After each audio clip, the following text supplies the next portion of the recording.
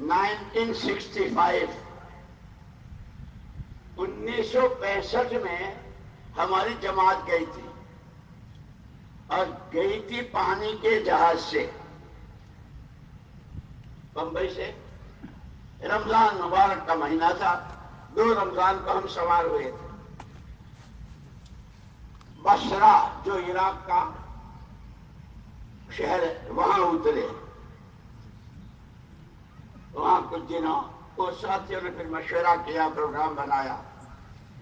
اس کے بعد پھر بغداد جانا تھا، بغداد گئے، اولیاء اللہ کی جگہ، حضرت شیخ عبد القادر جیلانی رحمۃ اللہ علیہ اور بڑے بڑے اولیاء اللہ۔ ایک عرب ساتھی ہمارے ساتھ تھے ہماری رہبری میں، اس نے کہا کہ وہ کسریٰ کا محل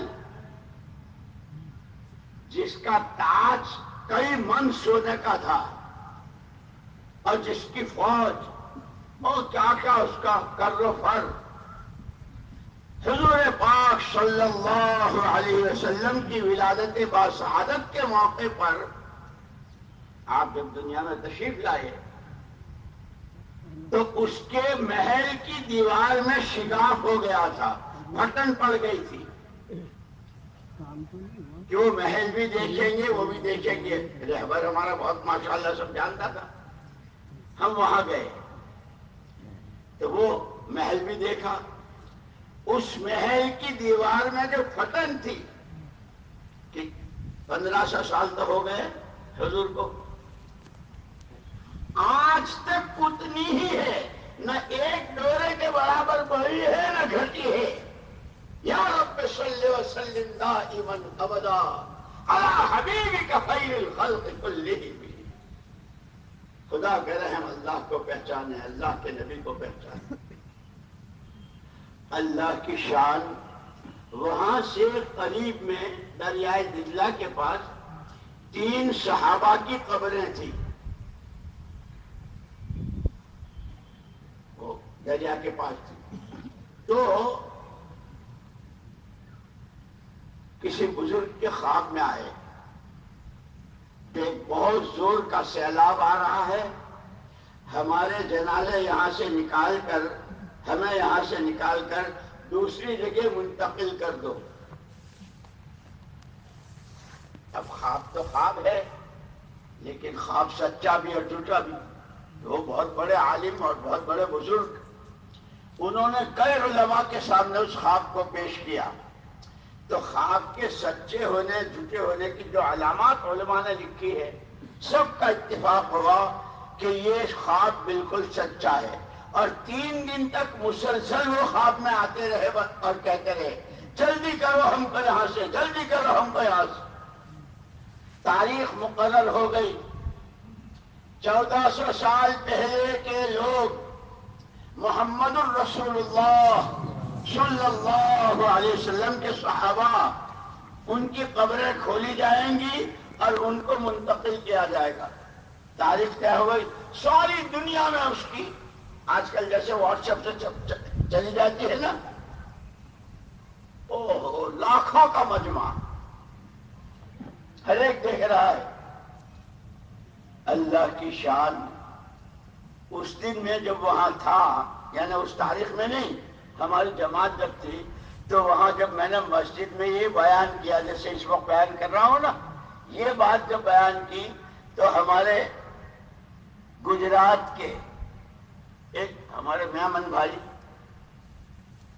وہ آئے سامنے، مولوی صاحب میں بغداد شریف کی زیارت کے لیے آیا تھا اور وہ میں نے خود اپنی آنکھوں سے دیکھا، میں اس میں شریک تھا، اور یہ لوگ پرچہ، یہ قبریں، اور یہ اس نے بیچارے نے وہ ساری مجھے تحریر بھی دی تھی، پرچہ بھی دیا تھا، لیکن پتہ نہیں کہاں کھو گیا۔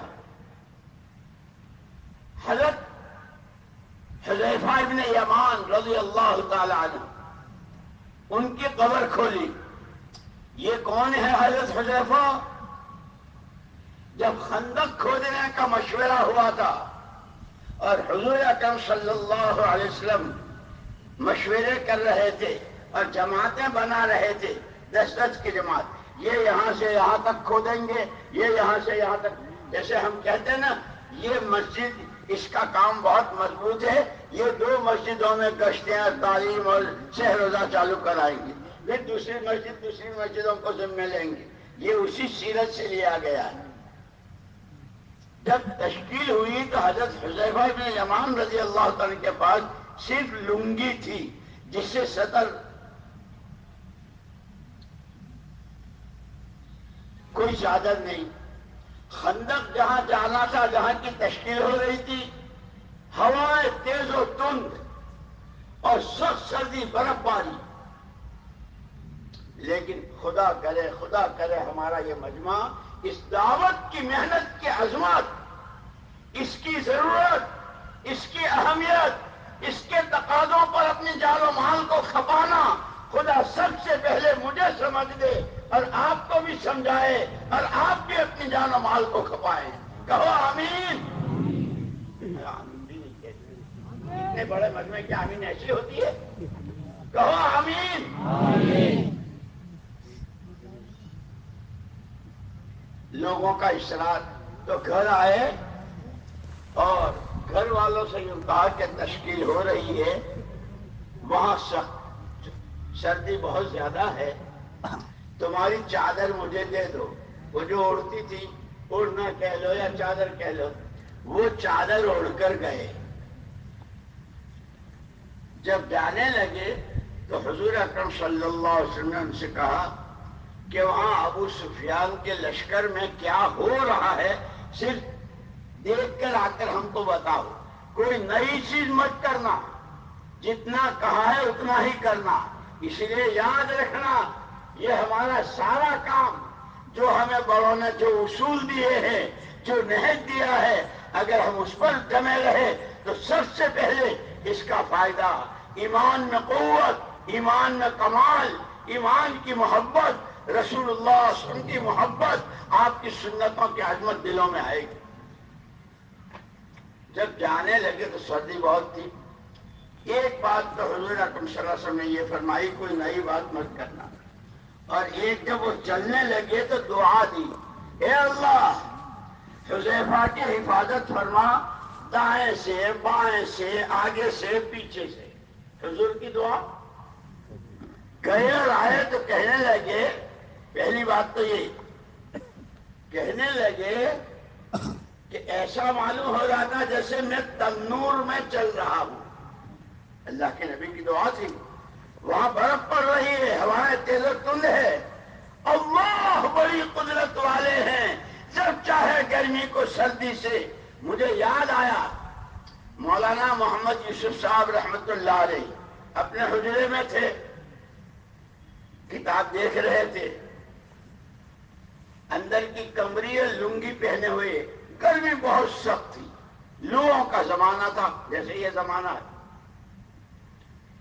ایک دم سے اچانک حجرے سے باہر آئے اور یوں آسمان کی طرف دیکھ کر، ہاں میں بھی تو کہوں کیا ہوا، میں بھی تو کہوں کیا ہوا.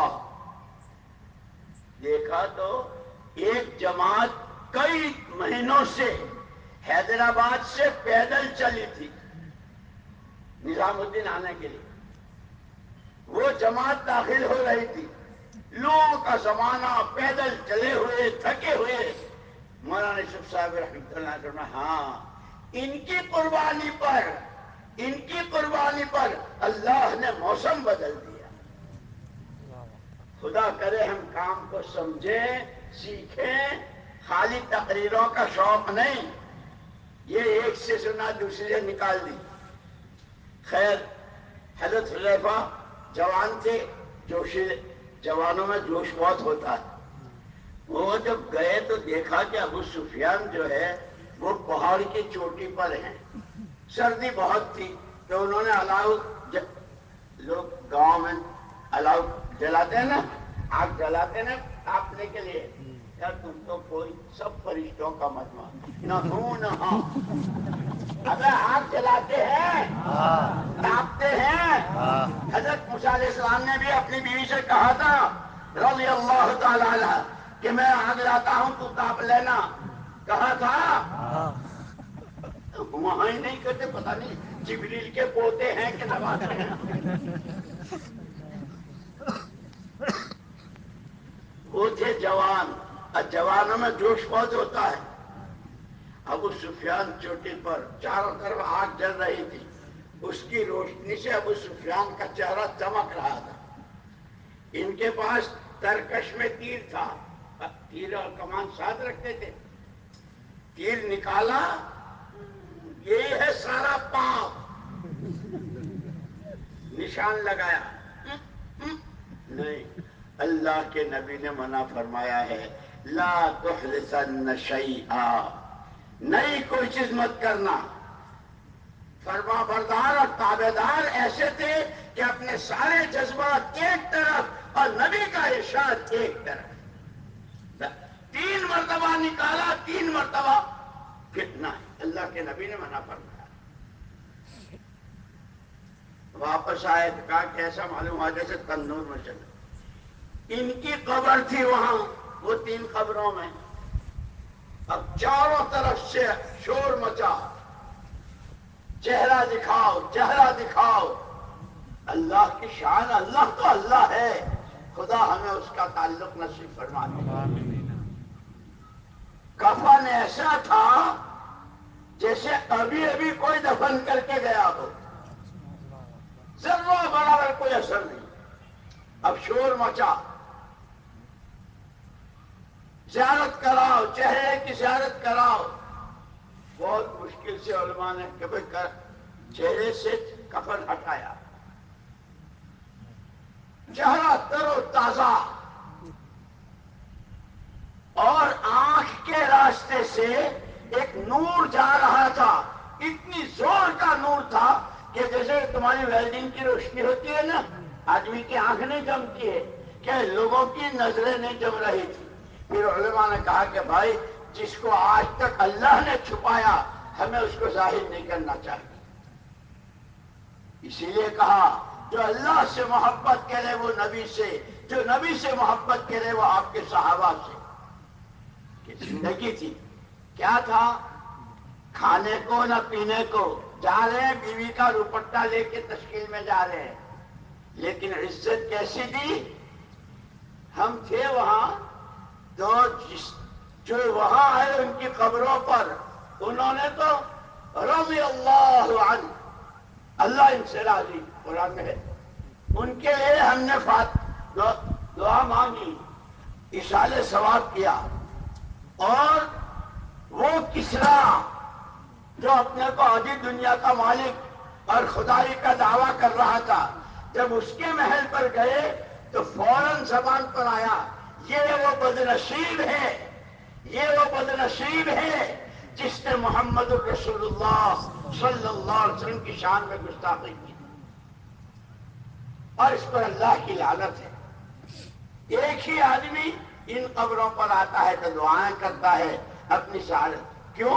ان کے پاس بہت بڑا ملک تھا، یہ بہت بڑے عہدے پر، ان کے تو کھانے کو بھی نہیں تھا۔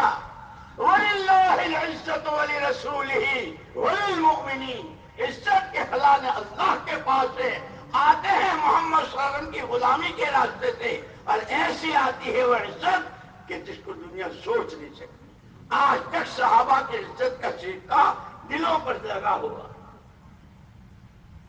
اسی لیے کہتے ہیں دین سیکھو، دین سیکھو۔ تو میں نے کہا تھا کہ 4 چیزیں ہیں، امن کہ وہ ایمان سے، ایمان ہے تو ایمان کے ساتھ امن ہے، عزت ایمان کے ساتھ اللہ کی ذات و صفات پر ایمان، روزی روزگار وَلَوْ أَنَّ أَهْلَ الْقُرَىٰ، یہ بستیوں میں آباد گاؤں میں بسنے والے اگر اللہ کی ذات و صفات پر ایمان لے آویں اور اللہ کا ڈر پیدا کر لے، تو نہ روٹھے تیرا روٹھنا ہے غضب، تو نہ روٹھے تیرا روٹھنا ہے غضب، یوں چاہے زمانہ مجھ کو چھوڑ دے، اللہ ناراض نہ ہو، اللہ کا خوف۔ قرآن کہتا ہے ہم ان کے لیے زمین و آسمان کی روزی کے دروازے کھول دیں گے۔ تو کامیابی چاہتے ہو؟ کیونکہ پہلے کامیابی کا مطلب تو سمجھو. تم تو غلط فہمی میں ہو. جیسے میں نے کہا تھا نا کہ ایک آدمی جا رہا اور یوں سمجھ رہا کہ میں صحیح جا رہا ہوں.